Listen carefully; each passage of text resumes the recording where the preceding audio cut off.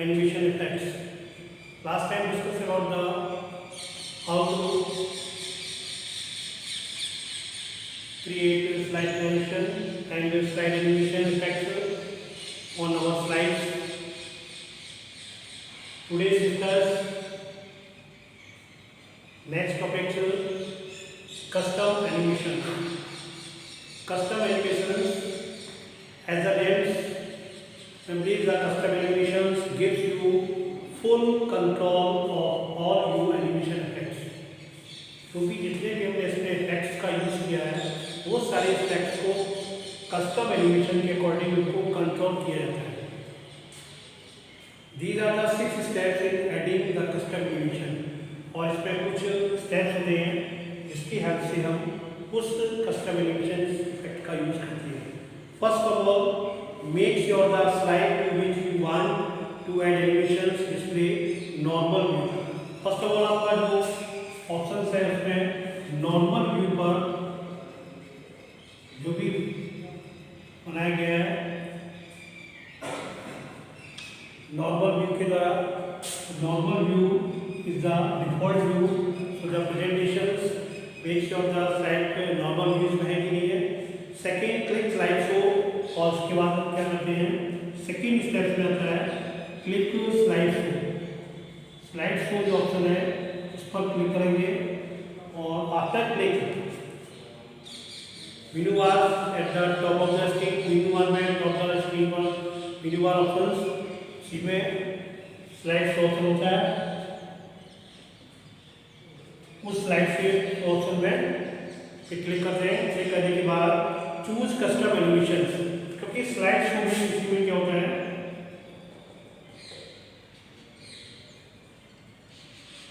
Choose custom animation या उसको इस तरह से लिखते हैं यहाँ पर स्लाइड शो सेक्शन के रूप में. और नेक्स्ट आपका क्या है कस्टम एनिमेशन. कस्टम एनिमेशन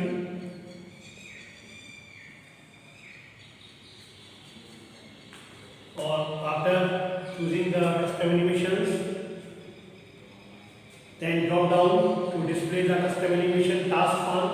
जैसे इसको जो task bar होता है इसको ड्रॉप डाउन के द्वारा हम लोग उसको अप डाउन करते हैं और चेक क्या होगा उसमें डिपेंडेंट के जो एक आपको फिगर दिखाई पड़ेगा. क्लिक ऑन द ऑब्जेक्ट और text you want to animate. वहाँ पर हमें उस टेक्स्ट में जिस टेक्स्ट को या जिस ऑब्जेक्ट को हम एनिमेट करना चाहते हैं उसको क्या करेंगे सेलेक्ट करेंगे. फुल स्टेप क्या होगा क्लिक द सेलेक्ट टेक्स्ट और ऑब्जेक्ट. ठीक है, क्लिक करेंगे उस पर सेलेक्ट करेंगे टेक्स्ट को या ऑब्जेक्ट को जिसको हम एनिमेट करना चाहते हैं. नेक्स्ट आता है option click add effect in the custom animation task बार. उसमें कस्टम एनिमेशन टास्क बार में ऐड बटन होता है उसको ऐड को यूज करेंगे. ऐड द इफेक्ट जो भी इफेक्ट हम डालना चाहते हैं उसको ऐड करेंगे फ्रॉम कस्टम एनिमेशन टास्क बार. उस टास्क बार में से इसको हम सेलेक्ट करेंगे. ठीक, ऐड करने के बाद नेक्स्ट ऑप्शन आता है the add the entrance effects dialog box. उसमें डिफरेंट टाइप्स के डायलॉग बॉक्स होते हैं जिसका यूज करते हैं. इसमें एंट्रेंस ऐड एंट्रेंस करके मैंने उसको एंट्रेंस कराना है इसके एंट्रेंस का यूज करते हैं. will now be display on the screen. click on any effect to preview. और जो भी हमने प्रीव्यू किया है उस पर हम एक बार क्लिक करेंगे. क्लिक करने से क्या उसका प्रीव्यू चेक करें. प्रीव्यू को चेक करने के लिए इससे ये कंफर्म हो जाएगा कि हमने जो इफेक्ट यूज किया है उसको इफेक्ट उस स्लाइड पर वर्क कर रहा है कि नहीं कर रहा है और किस टाइप से कर रहा है. ठीक है, क्योंकि हमें किसी भी इफेक्ट का यूज करने से पहले उसका प्रीव्यू चेक करना चाहिए जिससे कि हमें उस इफेक्ट का लॉजिक क्लियर हो जाएगा कि किस टाइप का लॉजिक है. अब अगर ऑब्जेक्ट में हम किसी ऐसे एनिमेटेड पर्टिकुलर टाइप राइटर वाली साउंड को यूज कर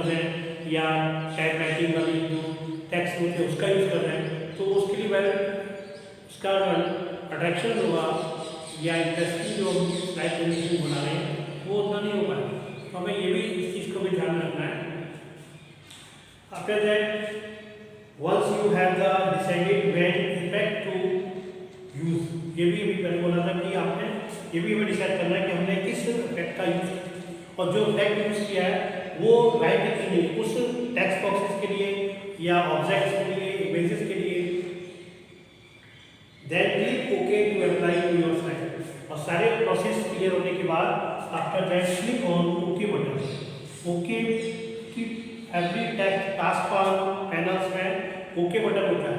okay button is means for जो भी आपके प्रोसेस हुए सारे प्रोसेस आपने सही से किए उनको सेलेक्ट करने के बाद ओके बटन पे जब क्लिक करेंगे तभी आपका ये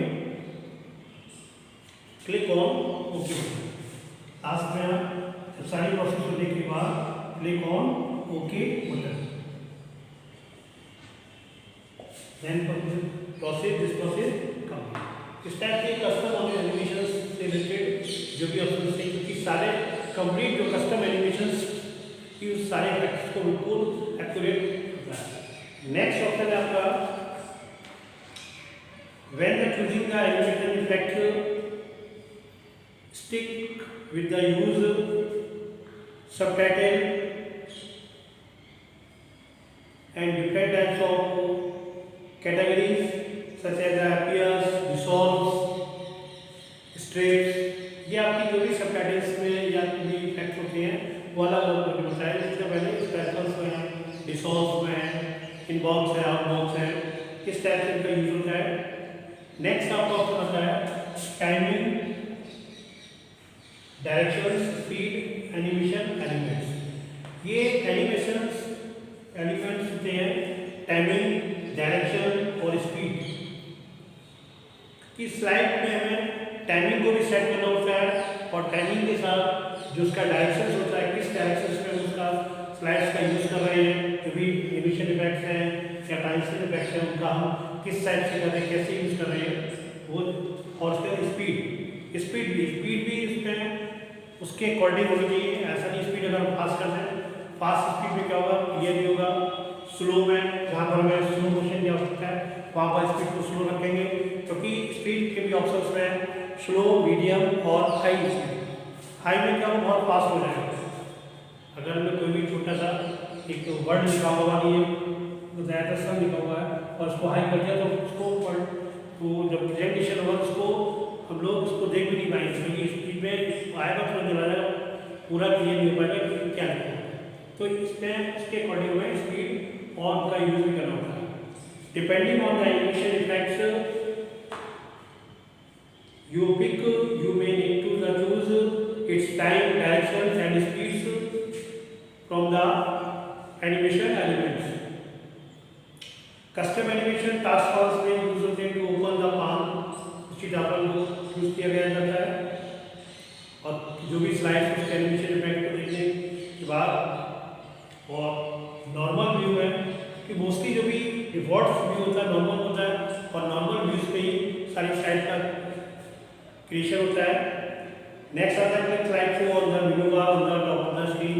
वही ऑप्शंस कस्टम एनिमेशंस के लिए थे तो उसी का पैनल ओपन करने के लिए मेनू बार में जाएंगे वहाँ से स्लाइड शो ऑप्शंस पर क्लिक करते हैं।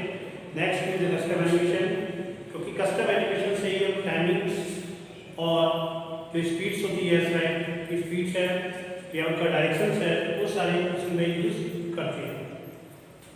नेक्स्ट है the default option is starting the animation effects on the on click.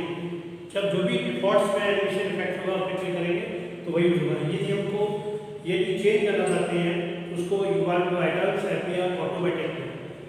अगर हम ऑटोमेटिकली कर देते हैं तो ऑटोमेटिकली जो भी डिफॉल्ट में ऑप्शन होते हैं वही प्रोसेस बनाते हैं क्योंकि टाइमिंग्स में एक हम सेट करने वाले ऑटोमेटिकली माउस क्लिक हम बार बार कर पाते हैं क्योंकि ऑटोमेटिकली कर देते हैं तो ऑटोमेटिकली जो मैंने टाइमिंग दिया है उसी डायरेक्शन से क्योंकि ऑटोमेटिकली हमारे में डायरेक्शन में उस डायरेक्शन में वर्क प्रेजेंटेशन उसके अकॉर्डिंग वर्क करेगा। To control the all directions speeds of animated items highlighting the desired item and click the drop down arrow directions and speeds box boxes in the custom animation task bar. जो custom animation task बार होता है वहाँ पर सारे options आपको मिलेंगे, चाहे आप डायरेक्शंस को भी दे रहे हैं, टाइमिंग दे रहे हैं, स्पीड का यूज कर रहे हैं, सभी को आप वहीं से कर सकते हैं। Other aspects of the animations to the direction speeds option that are not going to distract your audience, क्योंकि उसमें यदि हम ऐसा नहीं करेंगे तो जो ऑडियंस उसको क्लियर नहीं पाएगा। हम माउस क्लिक बार बार नहीं करेंगे, स्लाइड आकर के स्टॉप हो जाएगी, तो हमें डायरेक्शन देना है कि कंटिन्यूसली वन बाई वन करके जो प्रेजेंटेशन होता है वो मोर देन वन स्लाइड का करेक्शन होता है, उसी से प्रेजेंटेशन होता है। और वहाँ पर यदि हमने ऑटोमेटिकली यूज़ नहीं किया, टाइमिंग सेट नहीं किया और उसको क्या करते हैं स्टॉप कर दिया, तो जब आप किसी भी की को प्रेस करेंगे, माउस क्लिक करेंगे, तभी वो आप नेक्स्ट स्लाइड पर रहेगा। इसलिए हमें जो कस्टम एनिमेशन के द्वारा आगे हम सेटअप बताएंगे, सेटअप्स कैसे करते हैं, उस सेटअप में पूरी सेटिंग वहाँ से भी कर सकते हैं। नेक्स्ट आता है ऑर्डर्स ऑफ एनिमेशन एलिमेंट्स। कुछ एनिमेशन एलिमेंट्स में ऑर्डर्स होते हैं। ऑर्डर्स किसी भी स्लाइड को हमें ऑर्डर देना है। अभी मैंने बोला था यदि हम उसको ऑटोमेटिकली सिलेक्शन नहीं किया, टाइम सेट नहीं किया, तो फिर बार बार माउस क्लिक करेंगे तो इसमें हमें ऑर्डर देना पड़ेगा। तो उसमें ऑर्डर अगर हम क्लिक कर दें क्या होगा, ऑर्डर हो गया। If you are animating the multiple elements on the single slide, you need to finish the animation to make sure elements appear in the orderly use। क्योंकि one slide only one slide है तो आपने एक बार order दे दिया, लेकिन more than जब one slides का use करते हैं तो उनको इंक्लूड करने के लिए आप उनको एक ऐसे ग्रुप के रूप में प्रेजेंटेशन को करने के लिए हमें स्पैन ऑर्डर्स के रूप में वहाँ पर टाइमिंग सेट स्पीड जो भी है वो सारे ऑप्शन देने पड़ते हैं। To the left of each animated elements on the slide in a small box with the number that show the order in which the elements will appear custom animation task। ये भी custom animation task में होता है। Orders का मतलब हमें one by one किस slide को पहले यूज करना है, एक हमें स्लाइड का भी क्रम यूज करना पड़ता है। अगर हमने स्लाइड पहले से बना दी है, क्रम से बनाई है, तो भी मैं हमको चेक करना होगा। अगर हमें चेंज करना है तो वहाँ पर मिलना पड़ेगा पहले फर्स्ट सेकेंड, या उसको फिर हम एक असेंडिंग ऑर्डर से उनका यूज़ कर देते हैं।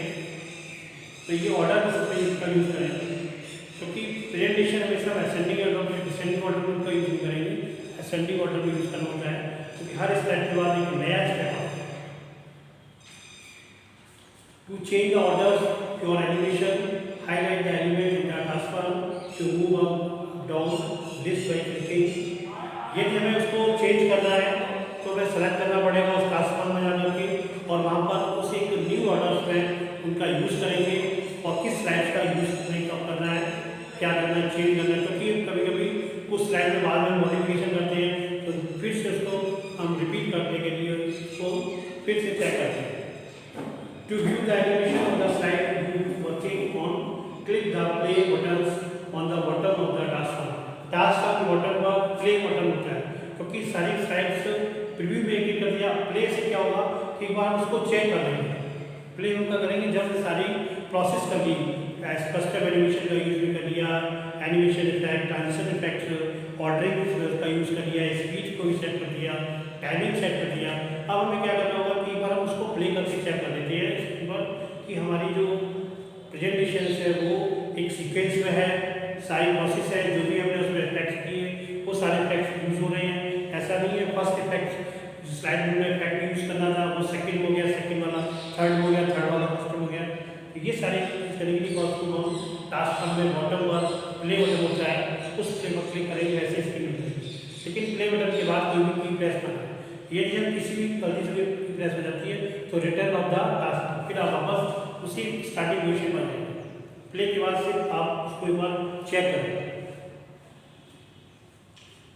नेक्स्ट है to check the animation in the entire जो भी उसके इफेक्ट्स हैं वो चेक करते हैं। माउस को move from slide to slide one from the elements within the slide. उन स्लाइडों में एक एक करके हम माउस के द्वारा चेक कर सकते हैं कि सारे ऑप्शन उसके क्लियर हैं, कोई मिस्टेक नहीं है, कोई करेक्शन तो नहीं है, एडिटिंग की आवश्यकता तो नहीं है।